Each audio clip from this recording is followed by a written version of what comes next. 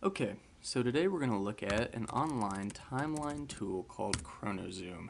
It's free to use and it's developed for an online curriculum that's also free called Big History, which basically tells the story of the entire history of the cosmos, a la Carl Sagan's cosmic calendar. So here's the online timeline that they have. And the way that this works, you can kind of see, is that you have sort of timelines within timelines. So this is the entire history of the cosmos here. It's going back 13.8 billion years. But we also have these other timelines. We have Earth and solar system. We have within that some kind of cool timelines that you might want to look at with things like oxygen content changing in the atmosphere. A more modern, interesting thing to look at might be, CO2 levels changing in the atmosphere over time. You can also look at life, and you'll notice that you can either click on these or you can click on these tabs up here, which are linked to them. So we have life, and we can see from our view out here the cosmos, the Earth and solar system, and life. But we can't see, for example, prehistory on this timeline. That's because this is to scale, and human prehistory is actually such a slight amount of time in the cosmic scale of things that you just can't physically see it. You have to click on that and actually zoom in. And then we can actually zoom in even farther to human history, which is likewise a minuscule portion of that span of time. So what's really cool about this is, of course, you don't need to use it to represent massive spans of time, but if you do, it's really effective at that. It's online for free, as I mentioned, and also you can customize it and use it however you want.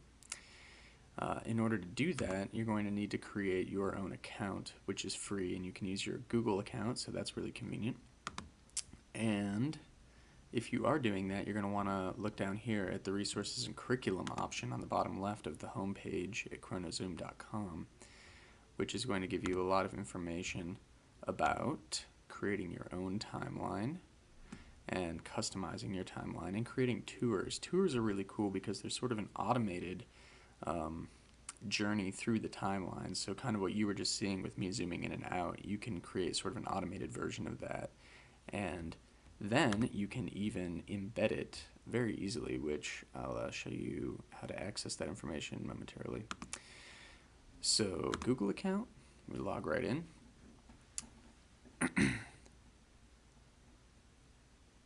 I have already created a couple of these as I've been messing around and trying to wrap my mind around the learning curve, which you can access at your collections right here. So we have my Scratch kind of version, and then one I was working on for this class. One problem I've noticed with this is that I can't actually figure out how to get rid of the different collections. So a collection just refers to a collection of timelines. Each collection is sort of a separate thing. When you're creating your own set of timelines, you don't actually want to go create timeline, because that'll only create another timeline within the collection. You saw how we were sort of zooming in and out on those different boxes. That's what that'll do. This collection has multiple timelines. Now, I screwed it up earlier, so what I would love to do is delete it. Unfortunately, I can't do that. So that's sort of one problem that I've noticed, is for some reason there's no ability to actually delete your collections once you've created them. But you can create a new collection, which I will do for the purposes of this, and we will just title it TCE 596.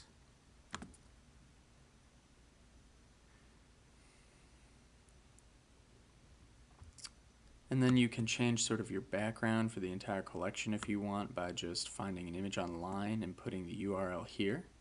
And I just went to the bottom left and edited that information there. And here's our first timeline. It kind of gives us one to start with. You want to click on this little pencil in the bottom left-hand corner.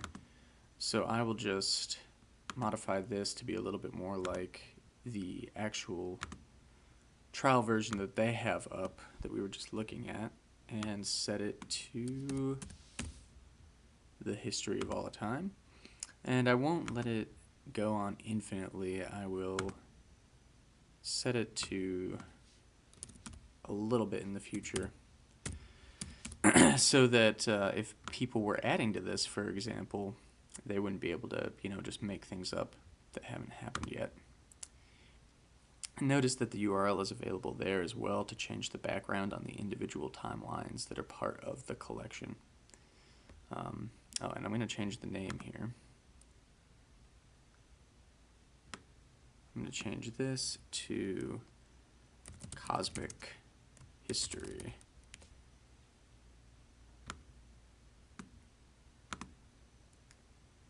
Now what we're going to want to do is create another timeline within that.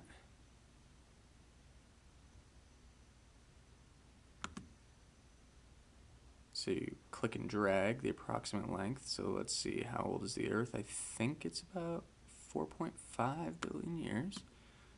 So, and actually where you click on the screen matters for sort of how your box is positioned. So I'm going to grab that and put it all the way here. So the history of the Earth is, yep, about 4.5 billion years, and we will also set that to end at the same time that the rest of the timeline ends.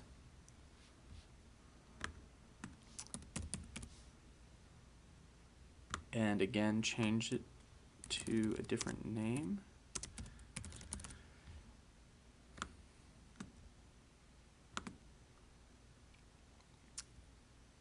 So boom, now we have our cosmic history, we can zoom out to that. We have our Earth history that we can zoom into, which then opens up there. And we can continue to make timelines inside of timelines inside of timelines, etc., until our brains fall out. So that's pretty awesome if you're trying to teach, geological history or astronomical history or, history of climate on the Earth, things like that. Biological history really gives you a sense of scale, and it allows you to manipulate things really easily. So the other great thing is that the embed code is right here for you, right up top.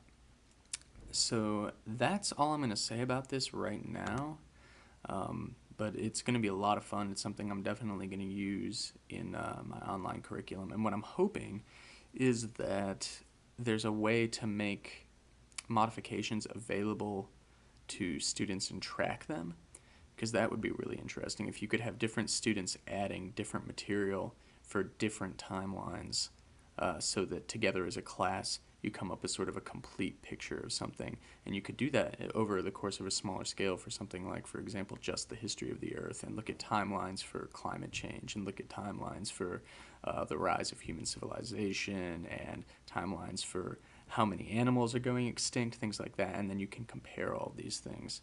So that's my hope, and I will check back in with you guys once I've made some more progress on that.